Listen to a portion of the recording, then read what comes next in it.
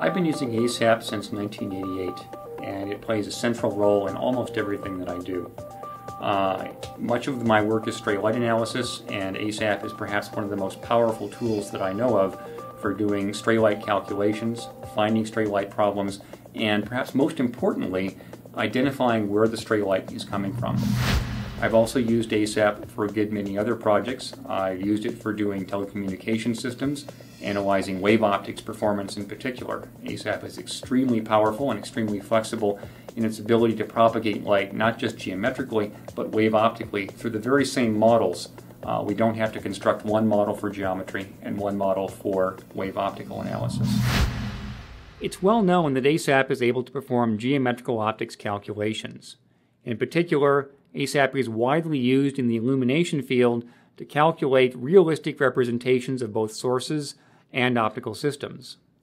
Somewhat less well known is that ASAP is also able to do wave optics or physical optics calculations, modeling the effects of diffraction as we propagate through optical systems, or the effects of spreading and propagation and interference of laser beams in optical systems.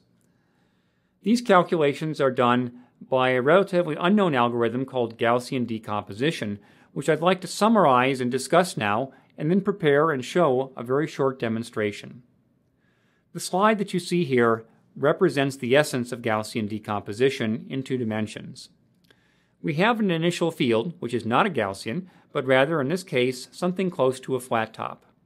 And we'd like to propagate that flat top through a couple of lenses to a focal plane and calculate the irradiance distribution at that focal plane, using all of the wave optics formalisms that we've come to know and love.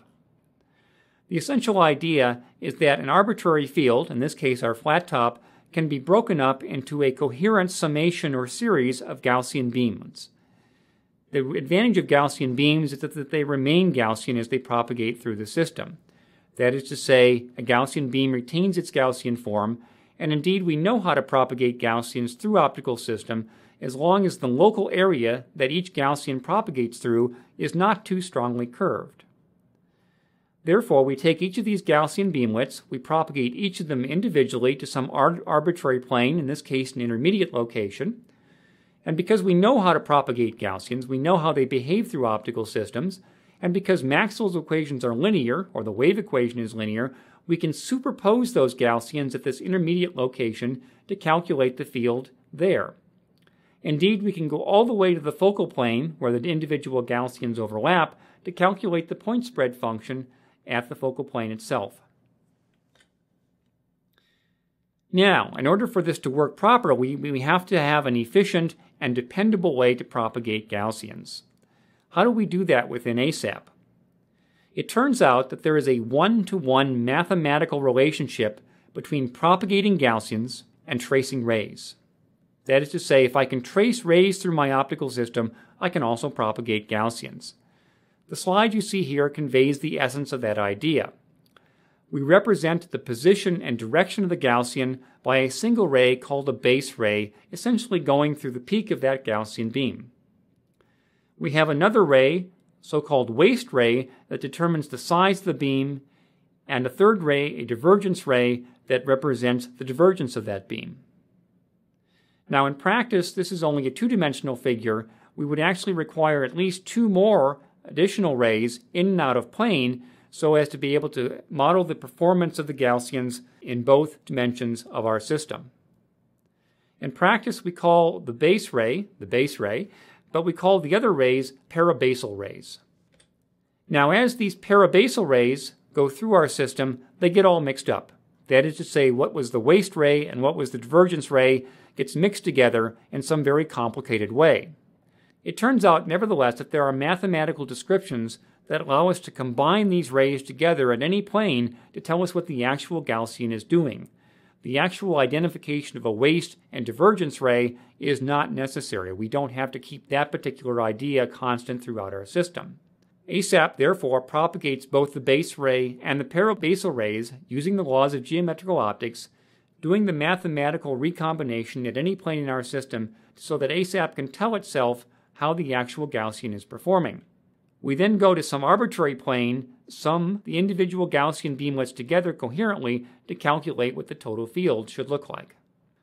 Now, why would we want to use this algorithm? It turns out there are some very real benefits associated with Gaussian decomposition. First of all, conceptually, if not mathematically, it's easy.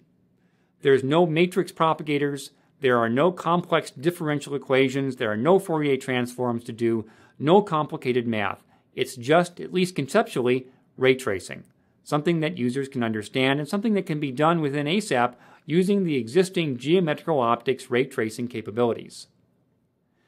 Secondly, all of the non-sequential propagation ideas and methodology associated with ASAP carry over directly into our fully three-dimensional wave optics calculation. Because we're just tracing rays, everything that we do with tracing rays can be duplicated in wave optics. We don't have to tell ASAP what order the optical components come in. ASAP knows what order they come in because it's tracing rays through the optical system. Third, fields can be calculated anywhere. We're not limited to just object and image planes. We're not limited to just Fourier transform planes. We can stop at any intermediate location and calculate the irradiance or the phase or any other optical property there. Fourth, beam splitting and beam recombination, as is done in interferometers, is automatically contained in this unified formalism. As we propagate through our optical system, ASAP will simply split the rays at appropriate interfaces into reflected and transmitted components, and when we bring those rays together at some focal plane, ASAP will do the wave optics calculation, including all of the phase effects, to calculate illumination and irradiance and interference effects. Finally, if we include polarization with our Gaussian beamlets, all of the polarization effects associated with light can also be included inside this formalism. And so using this relatively simple idea of Gaussian decomposition and the ASAP non-sequential ray tracing engine, along with ASAP's knowledge of how to take this geometrical information from the rays and reconstruct Gaussian beams, we can do wave optics through any system that we can propagate geometrical optics through. Let's do a simple demonstration. What I'd like to do is a tracing of rays off a simple spherical mirror coming to focus and calculating the irradiance distribution. Let's start by doing that in a geometrical sense. Let's open up an editor within ASAP and begin defining the system inside ASAP. We first of all have to define units. We'll say units centimeters. We're then going to define our mirror, surface, optical. We'll place our mirror at z equal 10, give it a radius of curvature of -20. That places the focus at the origin, and we'll assume an elliptical aperture for this mirror with a semi-diameter of 2. We'll make an object out of it, we'll give it a name, we'll call it mirror, just to be original, and assign an interface. Interface 1 means the mirror is 100% reflective. Now we have to define a collimated source. Grid, elliptic, we'll place the source at z equals 0, give it a semi-diameter of 1, so we're going from -1 to 1 in x, -1 to 1 in y, and just for an example, we'll have a 25 by 25 grid of rays. We're going parallel to the z-axis, source direction, x component of 0, y component of 0, z component of 1. We're going to set up a window in the usual way.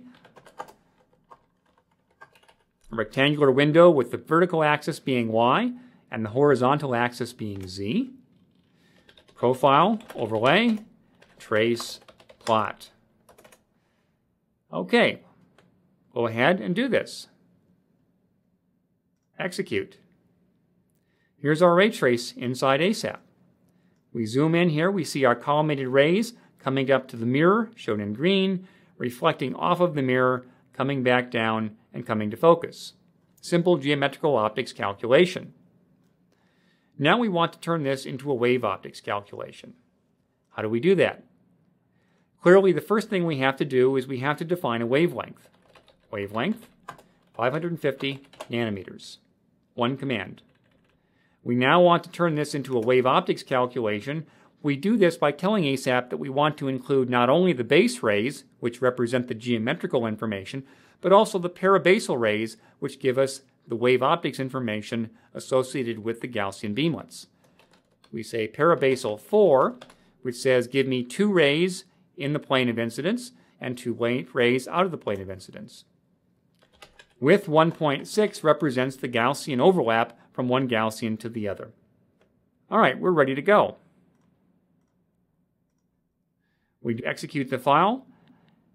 We find that we don't see much difference here. It looks exactly as it did before because we're tracing only the base rays graphically, but in fact ASAP is also tracing the parabasal rays in the background.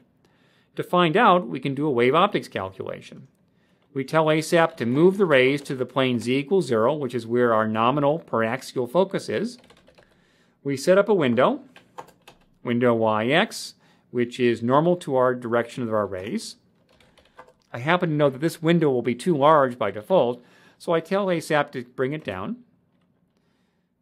set up a resolution, and instead of doing something like a spot command, spot's position, to show me the geometrical spot diagram, I issue a wave optics command, which is spread normal.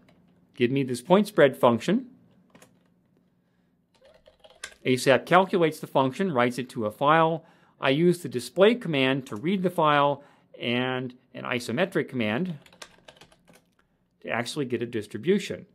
And here is my distribution, my wave optics distribution at the focal plane. We see it's not a perfect spot diagram, but rather has the rings that we associate with doing wave optics calculations inside ASAP.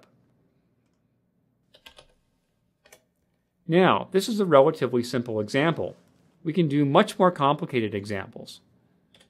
Let's take a look. Here's something I call a confocal unstable resonator. We have rays that have bounced back and forth between the mirrors, come off of the mirrors, and then propagate forward through the system. And in the process of propagating out of our resonator, we are going to impose upon our nice clean plane wave from our laser beam a central obscuration, some spiders, and an aperture. If we do a wave optics calculation in ASAP, these are the irradiance distribution that ASAP shows us. Near the resonator, we see something that looks relatively geometrical-like, a nice plane wave, or a plane irradiance distribution, with the cuts or shadows imposed by the central obscuration, aperture, and spiders. But as we propagate further downstream, the wave optics calculation portions of this become very apparent.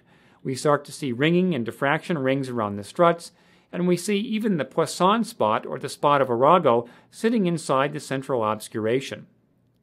When we get to the far field, we have something that's much closer to our more classic airy disk sort of behavior.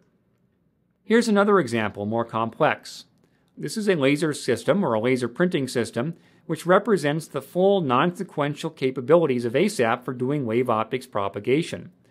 We have a diode laser source illuminating an aperture, reflecting from a fold mirror, going through a collimating lens off of a scan wheel, which then brings us back through that same collimating lens to a drum where we write information on the laser printer. What we find here is that ASAP does its normal non-sequential propagation for the light, but because we're doing wave optics, when we actually look at the irradiance distribution on the drum, using the method that we saw for our simple mirror example, we get something very complicated. Our point spread function is not a simple point or even a simple spot diagram, but rather a representation that includes diffraction rings around the focus. We can even do interferometers. ASAP sends rays in. We do beam splitting at the beam splitter in the usual way. Rays propagate through, are recombined when they come through the beam splitter, and then come to some detector plane. It turns out that one of these mirrors is deformed, and therefore we get interference between the two plane waves. And we can calculate the irradiance distribution of their interferometer, showing things like spherical aberration or astigmatism using this formalism. Here's a very complicated example of a ball lens. We're going to take our light, come down through our optical system, and then focus on the actual fiber through which we'd like to couple. ASAP is not limited in the plane that it can do wave optics calculation. What we see here is a wave optics calculation in the plane of propagation. That is to say, we have a plane that divides this total system in half, and we calculate the irradiance distribution all the way through focus in order to see what the irradiance or fluence looks like as a function of both longitudinal direction and transverse direction. In summary, we find that the Gaussian decomposition algorithm is a very capable algorithm, able to work in ASAP's three-dimensional coordinate system to give us wave optics calculations through almost any imaginable geometry without the overhead or mathematics associated with some of the more complicated methods that are often used in wave optics codes.